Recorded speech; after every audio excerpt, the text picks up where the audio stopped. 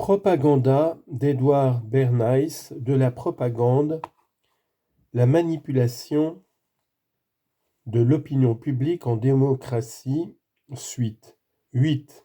La propagande au service de l'éducation, suite. Longtemps, les universités n'ont pas aimé qu'on s'intéresse à elles de trop près. Il est arrivé qu'elles invitent de mauvaise grâce et avec un mépris affiché des journalistes à la cérémonie de remise des diplômes, mais elles ne leur ouvraient pas davantage leurs portes. À l'heure actuelle, un journaliste qui veut interviewer un professeur de Harvard n'a qu'à téléphoner au secrétaire du bureau d'information de l'université. Officiellement, Harvard affiche sa répugnance pour le titre de directeur de la publicité. En pratique, cependant, le responsable dudit bureau fait office de publiciste maison. C'est un personnage important aujourd'hui à Harvard. L'idée que le président d'une université se soucie de l'impression produite sur le grand public par son institution est sans doute trop nouvelle pour ne pas dérouter. Il est pourtant dans les attributions du président de veiller à ce que son université occupe sa juste place dans la collectivité, autrement dit dans l'opinion publique, et dégage les résultats souhaités, tant culturellement que financièrement. Lorsqu'il s'avère que l'image de son institution n'est pas aussi bonne qu'on pourrait le souhaiter, c'est soit parce que la communication avec le public est mauvaise, soit parce que l'institution dans son ensemble est à blâmer. Si la vision du public est biaisée, il faut s'employer à la rectifier. Si au contraire cette vision est conforme à la réalité, c'est vraisemblablement le fonctionnement même de l'institution qu'il faut revoir. Dans un cas comme dans l'autre, la solution relève des compétences du conseiller en relations publiques. Solennellement inaugurée en présence des représentants du gouvernement italien, la Casa Italiana, que l'Université Columbia vient de fonder, souligne la valeur accordée par cette institution aux humanités latines et à l'étude des langues romanes. Pour sa part, l'université Harvard s'est dotée depuis plusieurs années d'un musée germanique ouvert en grande pompe par le prince Henri de Prusse. Il existe, dans de nombreux établissements de l'enseignement supérieur, des instituts d'éducation permanente qui permettent au grand public de participer à la vie de l'université. C'est une très bonne chose, bien sûr. Pour peu toutefois que du point de vue des relations publiques, leur programme ait été mal préparé, soit par trop érudit et détaché de la réalité, l'effet sera tout sauf positif. Bien compris, le travail du conseiller en relations publiques consistera alors non pas à assurer une large publicité à ces programmes, mais à recommander leur révision conformément à l'impression que l'on souhaite créer, sans pour autant faire fi de la conception du savoir défendue par l'université.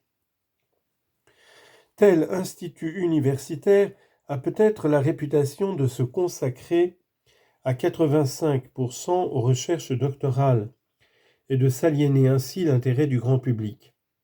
Ou bien cette réputation est justifiée, ou bien elle ne l'est pas. Si elle ne l'est pas, il faut s'employer à la redresser en insistant davantage sur les cours de licence. Si en revanche il est vrai que 80% des recherches effectuées à l'Institut concernent des travaux de thèse, forcé d'en tirer le meilleur parti. Le président aura alors à cœur de divulguer les découvertes susceptibles d'intéresser le grand public. Une expédition académique en territoire biblique n'a rien de captivant si elle se cantonne à l'érudition pure. Mais si elle contribue à éclairer tel ou tel verset de la Bible, elle passionnera sûrement des pans entiers de la population. Autre exemple, même si l'étrange bacille que traque le département de zoologie n'est apparemment responsable d'aucune maladie humaine, en elle-même, la traque obstinée des bacilles peut fournir la matière d'une histoire palpitante. À l'heure actuelle, les universités autorisent volontiers leurs membres à contribuer aux enquêtes d'intérêt public. M. Wilcox, professeur à Cornell, a ainsi aidé le gouvernement à préparer le recensement national. Irving Fisher, qui a une chaire à Yale, a de même été sollicité à propos du cours d'échange. Considérée sous l'angle de l'éthique, la propagande entretient avec l'enseignement le même rapport qu'avec l'entreprise ou avec la politique.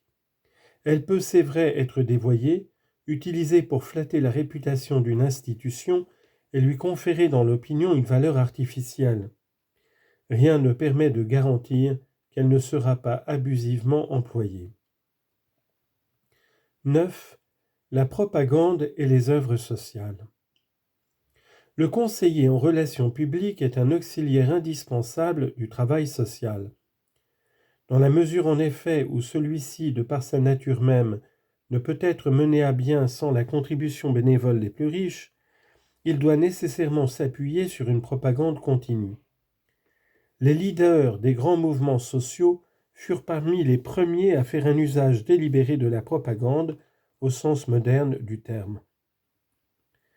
La force d'inertie est l'obstacle majeur auquel se heurtent les tentatives de changer les comportements humains.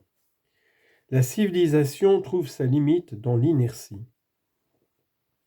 La manière dont nous envisageons les relations sociales, l'économie, la politique intérieure ou étrangère, est l'héritière de conceptions du passé, confortées par la force de la tradition. Comstock transmet le flambeau de la moralité prosélyte à un Sumner tout feu tout flamme. Penrose confie le sien à Butler. Carnegie agit de même avec Schwab, et ainsi de suite ad infinitum. Seule une opinion publique active, sciemment canalisée dans des mouvements qui combattent l'inertie, peut contrer la traditionnelle domination d'idées ayant fait leur temps. Autrefois, c'étaient les chefs de tribus, les rois, les dignitaires religieux, qui créaient ou modifiaient l'opinion publique. Aujourd'hui, tout le monde partage ce privilège. La démocratie, en effet, a cela de particulier qu'elle autorise le premier venu à essayer de convaincre ses semblables et à exercer l'autorité en vertu de la thèse qu'il défend. Idées neuves et faits inédits mènent une lutte de tous les instants pour trouver leur place dans l'ordre des choses. Les œuvres sociales, les campagnes engagées contre la tuberculose ou le cancer, les recherches innombrables visant expressément l'éradication des fléaux et des dérèglements sociaux, toutes ces activités altruistes, dont l'énumération réclamerait un épais volume, ne peuvent atteindre leur fin que si elles se fondent sur une solide connaissance de l'opinion publique et de la psychologie collective. Au vrai, le travail social fait déjà l'objet d'une publicité si abondante et repose sur des principes si fondamentaux qu'un seul exemple me suffira à illustrer la technique de propagande ici utilisée. Il concerne le combat mené contre les lynchages, les lois Jim Crow et la persécution des nègres au sud de la ligne Mason-Dixon. L'Association nationale pour la promotion des personnes de couleur en est un des fers de lance. Pour donner plus de retentissement à sa campagne et révéler au grand jour les problèmes qu'elle dénonce, elle a décidé il y a quelques années d'organiser un grand congrès. Il fallait ensuite retenir un lieu, choisir entre le nord et le sud, l'est et l'ouest des États-Unis. Le but étant de toucher tout le pays, le propagandiste préconisa d'opter pour le sud. En bonne logique, argua-t-il, une prise de position sur des problèmes sudistes aurait d'autant plus de poids qu'elle serait annoncée dans une ville du sud, étant entendu qu'elle prendrait à contre-pied des conceptions sudistes traditionnelles. Le choix se porta sur Atlanta. La troisième phase consistait à solliciter le concours de personnalités qui, dans l'esprit de nos compatriotes, se confondent avec un certain nombre d'idées fortes. Il s'agissait donc d'obtenir le soutien des représentants de divers comités religieux et politiques, sociaux et éducatifs. On leur envoya des télégrammes et des lettres pour leur demander leur avis sur la teneur du congrès. Par ailleurs, d'un simple point de vue technique, il était aussi très important de s'assurer la collaboration des progressistes du Sud, y compris dans la ville d'Atlanta, afin de mettre clairement en lumière les objectifs de la manifestation. Un groupe de pasteurs d'Atlanta avait récemment eu le courage d'appeler publiquement à un rapprochement des deux races. Contacté, il accepta de participer au congrès. Celui-ci se déroula comme prévu et aucun incident ne vint perturber le programme. Placés côte à côte à la même tribune, des nègres et des hommes blancs du Sud y parlèrent d'une même voix. Les faits marquants furent traités avec l'attention qu'ils méritaient.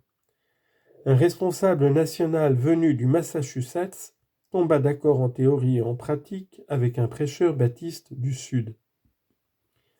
Si la radio avait retransmis le discours, le pays tout entier aurait applaudi les principes qu'ils énonçaient. Il put toutefois découvrir ces mots et ces idées dans la presse écrite, car les éléments réunis pour créer l'événement étaient de taille à éveiller l'intérêt de la nation tout entière et à la gagner à cette cause, y compris dans le Sud. Les éditoriaux des journaux du Sud exprimèrent fidèlement le sentiment général en montrant que la participation de personnalités de la région avait persuadé les rédactions de donner un large écho au sujet. Quant à l'association elle-même, ce succès lui a procuré des armes décisives pour élargir le cercle de ses sympathisants. Elle lui a assuré une large publicité en dépêchant des rapports, des courriers et des documents de propagande divers à des groupes dûment choisis. En ce qui concerne les résultats tangibles, le plus immédiat fut sans doute le changement d'état d'esprit de nombreux journalistes du Sud. Constatant que les questions soulevées lors du congrès n'étaient pas seulement passionnelles et qu'elles méritaient d'être sérieusement discutées, ils s'empressèrent de communiquer ce point de vue à leurs lecteurs. D'autres résultats sont plus difficilement quantifiables. La conférence d'Atlanta a indéniablement eu pour effet d'encourager la prise de conscience des inégalités raciales et la solidarité avec les nègres. La diminution du nombre des lynchages est très probablement due à l'action menée, entre autres à cette occasion, par l'Association pour la promotion des personnes de couleur.